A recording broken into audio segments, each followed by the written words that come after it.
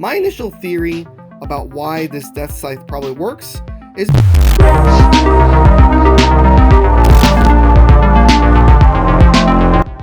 What's up, guys? It's your boy Gazda, and if you are new to my channel and new to this series, this is where we play Archero, which is a mobile game by Happy Games. It's available on Android and iOS respectively.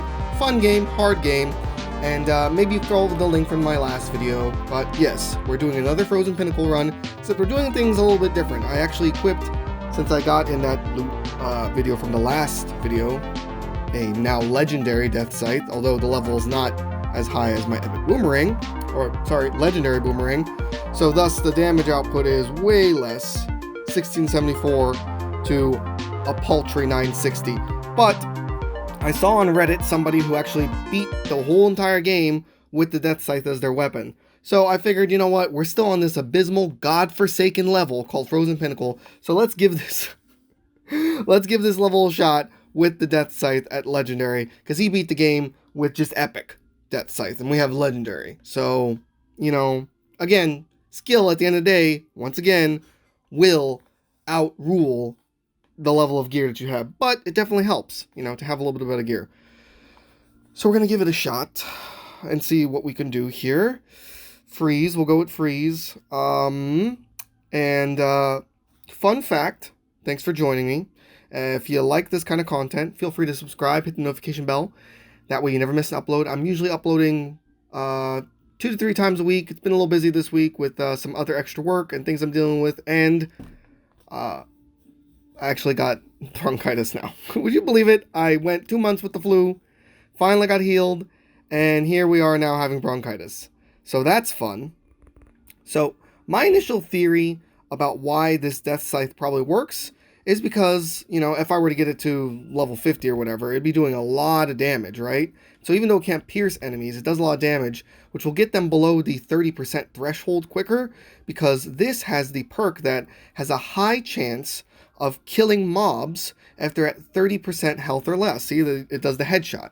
And so in a level where you have tons and tons and tons of enemies, if you can lower them enough where you can just one-shot them, one, you don't have to get the headshot skill necessarily really anymore. Right? It's kind of doubling up and it's kind of useless. There's probably better skills. But also, you end up being able to clear out a room faster, which means that you can be able to dodge bullet hell kind of levels like this easier. That's my thinking of why that person on Reddit was able to beat the game with this kind of setup.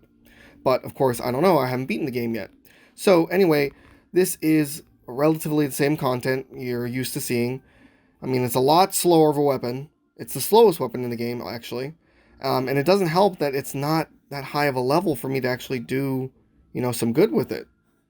So that's kind of sucky, but we're hoping that maybe, somehow, some way, we're going to go with the HP boost because I'm going to try and trade with the devil. Maybe somehow, some way, it will actually pay off. I don't know. We shall see. Also, if you're still watching this video, leave a like and a comment. It really helps the YouTube algorithm, which then helps my channel to grow, and so more people can find my channel and love my channel and, you know, keep the circle of life going. And, you know, you feel free to leave a comment on things you'd like to see me cover on this channel with this game. I know I keep promising I'll be doing other content soon. It's just so much going on in my life, and I want to be making sure that I'm uploading regularly, and this game is just easy to record and upload and edit and stuff like that. So that's why I keep doing this video game. But the other content will come. If you've seen on my channel, I do have a God of War video. I have all the setup to record all the big title console games. I just don't have the patience to want to go through with that. So yeah, leave a comment on things you'd like to see me cover in this game, and I'll do my best to get to them. That's long story short. But anyway, we're on level 8, and so we're coming up on the boss. We have not been getting a lot of proc of the headshot, which is kind of disappointing. I also thought I would have had multi-shot or front arrow by now. I don't. So we're going to go with... So usually I would go with Wingman for more defensive ability, but let's go with Crit Master. Because Crit, maybe we can get them to lower health easier, which then can headshot them easier. I don't know. That's my thinking on why I'm going with that. But I would definitely like if I could get multi-shot. So we're coming up on the first boss, who's going to be the snake. worm. Whatever this thing is. I really don't know. Doesn't look like I'm going to be trading with the devil. I just took damage. But, yeah. Basically, once again, this is the strategy for this boss. You want to kind of just wade through. Take out the mobs as they spawn, because they're going to just throw projectiles in ways that you won't be able to avoid the big spread that the boss does. So you want to kind of focus on them first. Piercing shot would be great. I'm really missing my boomerang. I really am. I'm missing the tornado. I think that the tornado is still superior, and it's definitely more superior because it's at a higher level, so it's doing more damage. But we're going to do this run, and then we're going to see how far we can get. And if it's just not my playstyle, it's just not my playstyle, and we're going to probably go back to the boomerang. But I want to make sure I got some content out to you guys. So, yes. Do not stay close to the snake boss. If it spawns real close to you like that, move. It's the best thing I can tell you to do. Because its arc is too strong for you to avoid if it's close range. You need that little bit of a buffer in the timed window to be able to see when you can get away. Well, I mean, that's cool. At least we got a skill. Okay, so I'm going to cut this video. You guys have seen this already. I've given my feedback on the ice golems and everything like that. So I will step back in with you. Actually, no, I won't cut. I will level up, then I'll cut. And then if I level up again, I'll show you what skill I got. And then when we get to the boss, we'll do it the old-fashioned way so we can speed this video up so I don't waste your guys' time. We're definitely going to go with Rage. Okay, so I'll see you guys in a second. Hey, just checking in real quick. I forgot to put that I got Blaze. Okay, moving on. Okay, we're coming up on the second boss, which is, of course, the Living Bomb boss. So, once again, the strategy, move in like some sort of U, whichever direction you want to pick, to avoid the bomb volley, and then make sure you're far enough so that you don't get hit by those smoke blasts from the bombs that it decides to lay. And that's like the best strategy for them.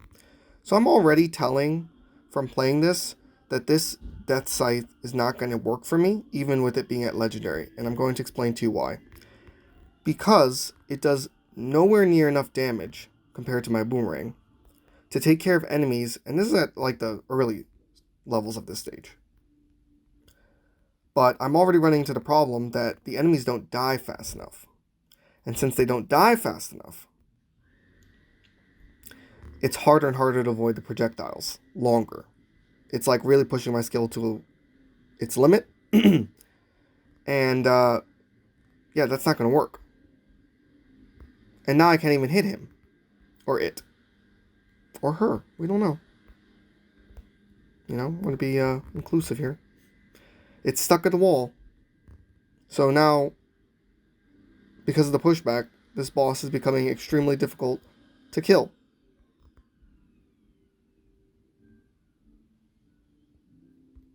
Unbelievable.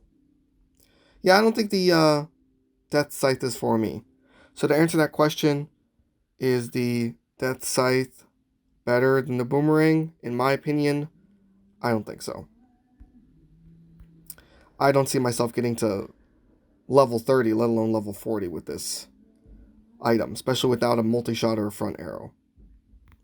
Because it just takes too long to kill these enemies, see?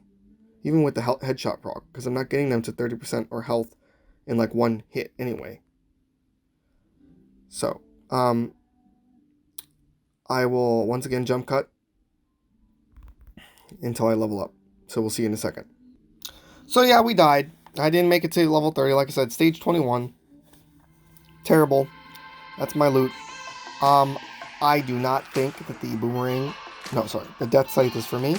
So, let that be known here.